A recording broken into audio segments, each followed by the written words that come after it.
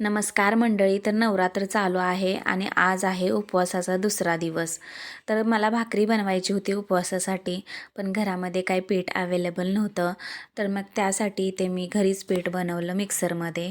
तर 1 वाटी भगर, त्याचबरोबर थोडासा शाबू घेतला आणि हे मिक्सरमधून फिरवून घेतलं. छान अशी पावडरसुद्धा बनवून घेतली. याचबरोबर जी पीठ आहे ना, ते चाळणीनं चाळून घेतलेलं आहे आणि त्यामध्ये गरम पाणी टाकलेलं आहे, जेणेकरून जे पीठ बनलं आहे ना त्याला चिकटपणा येईल यासाठी. तर छान असं हे पीठ आपल्याला मळून घ्यायचं आहे. मळून घेतल्यानंतर ह्याची जी भाकरी आहे ना ती आपल्याला थापून घ्यायची आहे. तर छान असं पिठाचा गोळा केलेला आहे, थोडंसं पीठ पसरवलेलं आहे आणि ही जी भाकरी आहे ना ती थापून घेते आणि तुम्ही ते बघू शकता. खूप छान ही भाकरी थापली जाते, कुठेही भाकरीला चिरा वगैरे पडत नाही आहे.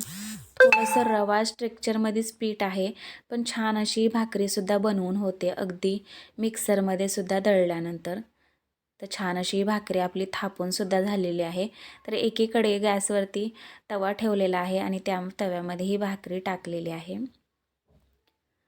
तर भाकरीला आपण पाणी लावून घेऊया. पाणी सुकलं की ही भाकर आपल्याला पलटून घ्यायची आहे. तर भाकरीसुद्धा पलटून पाहूया. तर दोन्ही बाजूने आपल्याला ही छान अशी भाकरी भाजून घ्यायची आहे. थोडीशी ही भाकर कडक होते, गरमागरमच खात जावा, ही भाकर छान लागेल. आणि भाकरीसुद्धा बनवून झालेली आहे खूप छान अशी.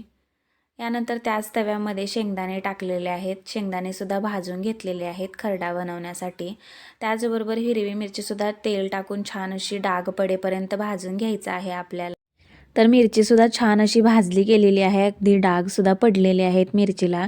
तर यामध्ये इथे मी मीठ टाकलेलं आहे आणि ही जी मिरची आहे ते ग्लासच्या साहाय्याने अशी रगडून घेणार आहे तव्यावरतीच. तर गॅस जो आहे ना तो आपल्याला बंद करायचा आहे आणि ही मिरची आपण अशी रगडून घेऊया. तर यामध्ये इथे थोडंसं शेंगदाण्याचं कूट टाकलेलं आहे आणि ही जी मिरचीचा ठेचा आहे ना ते बनवूनसुद्धा तयार झालेला आहे. तर कशी वाटली ही उपवासाची भाकरी आणि ठेचा रेसिपी मला नक्की कमेंट्स करून सांगा. आणि ह्या ठेचामध्ये कच्चं तेल टाकायचं, जेणेकरून ठेचा तिखट लागणार नाही. धन्यवाद.